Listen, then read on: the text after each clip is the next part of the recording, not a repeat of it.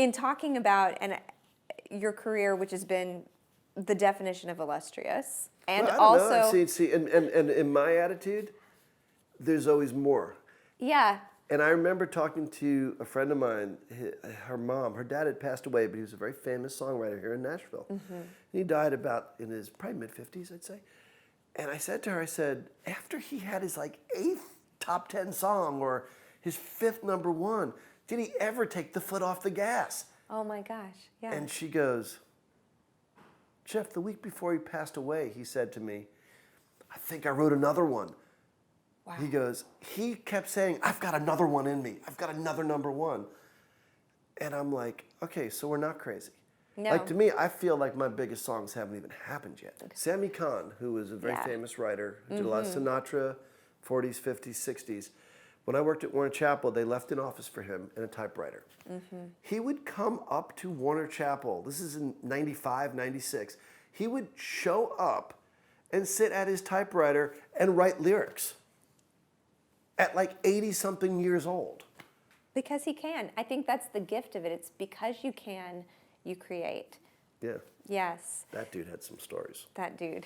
I bet he did. Are there hurdles that you faced in your career that you would be able to tell songwriters? Like specific pitfalls or things that you're like, man, avoid this, or this was something I struggled with? Well, there are a lot of, listen, I mean, whether or not I like to admit it or anyone else likes to admit it, I dealt with some definite hurdles. Mm-hmm. You know, being so obviously good looking, it really, really... It's the hardest. It's really hard for people to take me seriously because they concentrate mostly on my looks, Hannah. And I'm used to that, and yeah. It's... No, I mean, look, the bottom line is, when I left BMI, the first meeting I took, I met with someone at Sony. Mm-hmm. I played 3 songs. She looked at me and goes, Jeff, it's really cool you're trying to be a songwriter, but we need choruses and we need hits. Oh, God. You'd be great in front of a fire playing Kumbaya. You're like a great folkie. And, you know, let me give you some advice. And I'm like, okay. She goes, listen to the radio. Maybe copy something that's out there. Give me something I could use, or better yet, people like you, get in a room with people that are a lot better than you. Mm-hmm. You know, just stay in the corner a little bit, maybe put a word or so in, and maybe in a few years you might even get a song like on a TV show. And I looked at her and I'm thinking, okay, well, number one, we all went away one weekend on vacation and someone gave me a guitar by a fire. So thus the Kumbaya connection, although I did not play Kumbaya. I believe I played You Can Call Me Al by Paul Simon. But anyone who knows me knows I'm never going to go in a room and keep my mouth shut and just put a line in there and hope it happens. Anyone who knows me knows I would never listen to the radio and copy what somebody is doing. That's the last thing I would do. And she says I needed choruses and hits. Well, who the hell knows what a hit is, okay? Mm-hmm. I don't know what a hit is, but I know what a chorus is. Mm-hmm. And I thought to myself, okay. So I looked at her and I said, well, exactly what I thought I should say to her. I told her to go, no. That would have been baller and also like just I looked at her out of character. And I said, wow. I said, I guess I got my work cut out for me. Thank you for your time. Great. And she goes, go get him, kid. And I'm thinking, you're maybe 3 years older than me?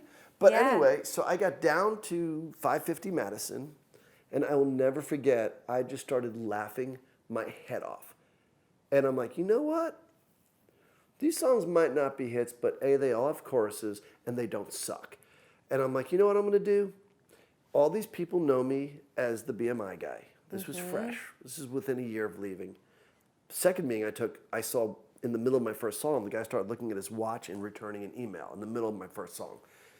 I thought to myself, this is what I'm up against. Come on, let's do it. But that's why I went to Europe, because they didn't know me. That's why I went to TV film, because they might have heard of me, but they didn't know me. Right. And I knew New York and Nashville were pretty close to me just because of my past. It's perception. It's natural human reaction. Yeah. I did not get a single stitch of work for anyone I knew when I was at BMI for years after I left my job. People were like, sorry you almost died. It's cool you're being a songwriter. And my attitude was, as long as it wasn't personal, it was business. They were afraid for their own jobs, and they're going to put a real songwriter on there as opposed to their friend who just got sick and had a midlife crisis and quit his job. But I also trusted my instincts. Yeah. And of those 3 songs, one of them was Crazy for This Girl, went to number 3 on the pop charts. The other became the theme for Jack and Jill with the same demo that I was on. And the third was that song that was the big song on Dawson's Creek. So that. No choruses. Yeah, no choruses. So, look, I could have played a freaking Beatles song that day, and I would have been Kumbaya Jeff. So that's why you can't get discouraged. I mean, the bottom line is, there's a reason why most of the people have their jobs, okay? Because most of the people, I would say 90% of the people in those jobs actually do know what they're doing, and they're good. Yeah. And that's why I listen and I take it seriously when they make comments on there. Yeah. But they're not always right. And I'm definitely not always right. I tell people when I used to critique songs at, I worked with a band called 9 Days, who I love, great guys. And when they did, they played me the demo on, this is the story of a girl, Yes. you love it when she smiles, Yeah. I absolutely love her. And at one point I was like, I don't know if you need the when she smiles. Maybe just absolutely love her. Yeah. Like that, especially at the end. And I'm like, guys, it works both ways. But I'm like, I think even on the last one, I would just end it on, I absolutely love her. And don't say when she smiles. And they're like, yeah, we don't agree with you. And that song went to number 5. Yeah. So, number 2. So it's not everyone's right. I mean, that song was so good it would have worked both ways. That song, I know all the words to it still. It's brilliant. It's a brilliant John song. Hampson. I mean, Yeah. great song. But, in terms of hurdles, there's a reason why certain people have their jobs, and listen, and then let it go in one ear, let it rattle around your head, and take the stuff that actually is constructive. And there's some of it, just let it go out the other ear. But, surround yourself with a good team. And nobody can do it by themselves. The bottom line is choose the right team and also rise with people. And that was one of the things that was a little tougher. For me, I moved to Nashville at, 42, 43. I had already had success. I had already been BMI guy. I never waited tables with any of the writers here. I never struggled with them. I never was like, dude, your first cut, I made some really nice friends. I know that we all like each other. Yeah. But there was nobody here rooting for me. I didn't have people my people were Cara DiAguardi. Yeah. Jamie Hartman, who's an English writer, Yes. Spin Doctors, Chris, Lisa Loeb. Those are the people that I came up with in my 20s. I might not see Lisa for months and months at a time. If she called me, I'd do anything for her. Right. Cara, I would, get on a plane the minute this interview. I'd cut the interview right now if she needed me to go up there. Right. But you only make those relationships genuinely. Yeah. You can't just walk into a middle of a group and be like, dude, include me. And, and that's a lesson. And that's why, one of my writers, when I signed him, was like, I want to write with Natalie Hemby and Luke Laird. And I go, well, that's great. I think everybody does. Yeah. Yeah. And he's like, well, you write with Natalie. I go, I met Natalie 10, 12 years ago when she had one cut. Right. I saw her play at Key West, and I'm like, holy shit, this girl is amazing. But I said, instead of you are a Belmont grad who's never had a cut and is just starting to write songs. So let me tell Natalie to not write with Miranda Lambert and put you in, and tell Luke Laird to not write with everyone in the world and put you in. Right. And I said, instead of saying that, why don't you go find the next Natalie Hemby, and why don't you become the next Luke Laird? So good. And 5 or 10 years from now, Why don't people want to say, I want to work with that guy? Mm-hmm. Because Natalie and Luke worked their asses off. Mm-hmm. They weren't always Natalie and Luke. Luke was signed to Universal years ago. Has he always been talented? Yes. Look at John Knight. First time I wrote with that guy, he hadn't had any top 10 songs at all. I don't think he had any major cuts. I wrote with that guy. I'm like, he's good. Yeah. I want to write with this guy again. I was the one who had all the hits at that point, but I'm like, that guy's good. Yeah. 3-4 years later, that dude's got 4 or 5 top 10 songs. Yep. Was he good 4 years before that? Yeah. 8 years before that, he was probably good, but maybe what he was doing wasn't right for the time, or maybe he was 90% where he was. People do get better. Yeah. You know? I mean, to me, like we were talking before about like Pro Tools, okay? I think it's incredibly valuable for everybody to know something about Pro Tools. It makes you more valuable as a songwriter.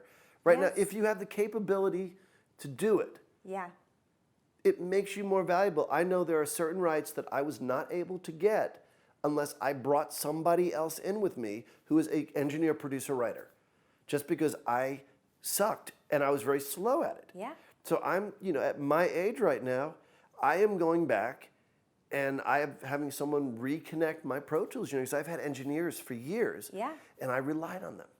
And what happened was I slipped. So now I am not great at Pro Tools. At my age right now, part of me is for business reasons, part of me is just for the sheer joy of it. Yeah. I am going to be doing a half an hour to an hour every night, just playing and experimenting. Which is so important to know that even someone that has accomplished so much, you're constantly looking at where can I grow next? Where can I grow more? How do you give yourself an edge? Yeah. Yeah, I mean, look, you might get to Paul McCartney status where you're like, I'm going to take a year off. Yeah. Paul McCartney can do whatever the hell he wants. Okay, as far as I'm concerned, if he wants to go and sing the alphabet, I'm going to listen. Right. So, it's one of those things where I think you do have to continue to challenge yourself. One thing I will say is I'm learning finally after 18 years as a writer, 19 years as a professional writer, it's okay to take some breaks and to do a little recharging. Yeah. Important. Yeah. Do you have a moment in your career, well, you have so many, but one particular achievement or story that just, it's sort of, I call it the engraved monument, that it's just like, it's always there, that sticks out to you? Wow. I mean... I know, you've got a lot. You've got more than most people ever will have. There's a bunch. I mean, it's hard. I will say that the first time you hear yourself on the radio, I remember being in my apartment and them saying, coming up, Creed, Matchbox 20, and 2 twin brothers from Atlanta. And I'm thinking, how many twin brothers from Atlanta are going to be on WPLJ at this point? And I called my mom, I called my 3 sisters, I called some of my friends. I'm like, hey, put on PLJ, put on PLJ. And sure enough, that song came on the air, and I think I jumped so high, I probably hit my head on my ceiling. I was dancing around in my room, and that you'll never forget. I will never forget bringing my mom and dad to Madison Square Garden. Yeah. And to a Josh Groban concert. And Josh basically was singing my song. Your song. And the whole place was going wild. They had this thing where they had these yellow signs for my song. There was a whole audience participation. Wow. And I looked over. And my dad was crying. Oh. And now I'm about to cry, so. Wow. That right there. Because let me tell you right now, they were not happy with me when I didn't go to law school to become a secretary at BMI. That did not go over well. Didn't go over great when I quit being basically senior director of BMI to become a songwriter at 33 and a half. Yeah. Didn't go over great. Yeah. But that was a moment. And then, the other story behind Josh Groban, when I got that letter from the woman in Australia who said that her husband didn't speak for 2 years because he had early set dementia in his 40s. And the night that he passed away, he called her over and he put his hand on her heart and he recited the words to my song. And it's the only time he spoke in 2 years. Yeah, I mean, look, I always say we're not doctors. And the bottom line is my respect for doctors and nurses and the medical profession and saving people's lives is I can't even measure that. I mean, to me, I'm bowing down to you. Yeah. When I hear a woman come up to me at the Bluebird and say, holy water gave me the strength to leave my relationship when my boyfriend was abusing me. When I hear, on a lighter note, a guy come up to me at the listening room and say, I had the biggest crush on my best friend and I was afraid to say anything. And when I heard Crazy for This Girl, I went up to her and I told her how she felt. And I go, how did it go, man? He goes, I want to introduce you to my wife. Oh, God. Right. Tearjerker. And the power of music. And that's the thing, is that, you never know. So my attitude is just figure out a way to keep doing this for the rest of your life. And if it means changing the game plan consistently, if this highway turns into a dirt road, hopefully see that coming while it's still a 2-lane highway. I might miss it going from a 3-4 lane highway to a 2-lane highway, because I miss a lot of things. But I want to be able to say, okay, I'm going to get off this before it becomes a dirt road, and I'm going to get on this highway right now. And that's how I've been able to stay relevant. I mean, I've made some really dumbass bad decisions. I mean, I've made so many mistakes, Hannah, I can't even tell you how many mistakes I have made in my career. Luckily, I've made enough good decisions that I'm sitting here and still doing it. You're allowed to get down sometimes. This industry can be really dirty and harsh. Brutal. There's some real assholes out there, to be honest with you. That you're just like, I don't have There's some real, sensitivity, really bad people. Yeah, it hurts. But predominantly, there are really good people. There's some fantastic people. And find those people. And if you can, there are times, everyone's like, only work with the good people. Listen, you're going to be put in situations where you have to deal with people that are not that good. Yeah. Well, then try to have a strong team with you, or try to figure out what to do in that situation. Sometimes it's not worth dealing with them. Who do you think the greatest influence has been on you in your life and your career?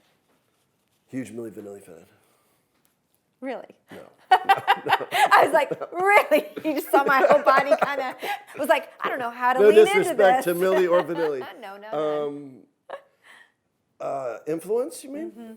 Yeah, and who do you think in your life and career has just been sort of paramount in? Well, I mean, I guiding? can tell you the main reason I'm doing this is Jackson Browne.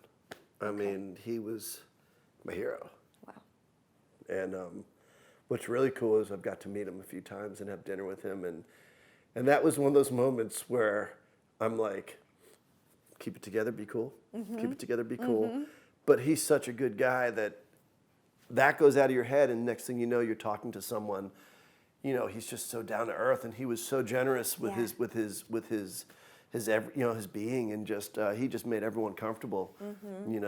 And but one of the real pivotal moments for me as a songwriter was before I became a professional songwriter. And I remember when I lived in New York, I had my own apartment, and every now and then on a Saturday, I would just be like, shit, I got to stay in and clean the bathroom and clean the kitchen and, get on my hands and knees and scrub and do that. And I'd put CDs on and play.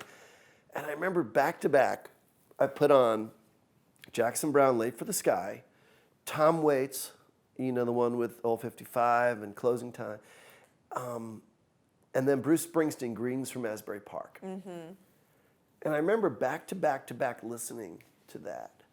And I had been dabbling a little in songwriting. I hadn't really showed many people my songs, but all I could think of was, shit, I will never be as good as that. Like, this is out of control. Yeah. Yeah. I mean, Jackson Browne, Tom Waits, Bruce Springsteen, I can't do what they do. And then I said, you know what? they don't do what I do. So powerful. Yeah. I don't have to do what they do. Anyone who listens to Paul Simon has two choices. Either get better or quit. Right. Right. Okay? It's as easy as that. But I realized, I'm like, okay, but what I do well. And I'll love listening to these guys. That's great. And they challenge me to raise the bar and to have standards. But on another level, they just bring freaking enjoyment to my day. You know, but the other thing is, one of the things as a professional songwriter, you know, I do think, because in a way, even though I'm not an artist, I am, one thing that's really cool is being able to get the artist what they want to say. Right. While still having a little element of yourself in there too. But to me, when I write with super talented people like Sugarland, you know, or like the Wandering Hearts and the Shires, in the Shires, you know, what a nice band. You know, they're amazing. But when I write with like Ben from the Shires, you know, he's got things to say. Yeah. So will I every now and then bring an idea in? Yes, but he brings a lot of ideas in. So my attitude is, I need to get this guy to where he wants to be. Right. When I'm writing by myself, I can do whatever the hell I want. But when I'm working with an artist, what they need comes first. And it's also my responsibility to point out if I think that we're veering away too off course where it's not that good. And to be honest and be able to be honest. And there are ways of saying it. There are ways of saying things. Some people are steamrollers and they have no tact. Yeah. This is a creative industry. This is an ego-driven industry. Yeah. You got to know how to say stuff. Yeah. I have a random question to ask you at the end of all of this. What is your favorite quote or favorite word? Something that you just like, it's your power phrase, power word. Wow. It's funny, there's a Jackson Browne line that I've always loved that says, dream to conquer little bits of time. Wow. Which I've always enjoyed. Ugh. Wow. And again, mic drop. Well, it's Jackson Browne. But powerful, Yeah. powerful way to end this segment. Yeah. Yeah. This has been incredible. And you have not only been an amazing friend and mentor, but just somebody that I am so inspired by, and I'm so thankful to get to interview you. Well, thank you for inviting me. And Thanks for thinking of me. so people can connect with you on social media when you have the posting and you get the Yeah, no, I hankering. have it. It's just Jeff Cohen Music on Instagram. On yeah. Instagram. Jeff, thank you so much. Thank you. Thanks.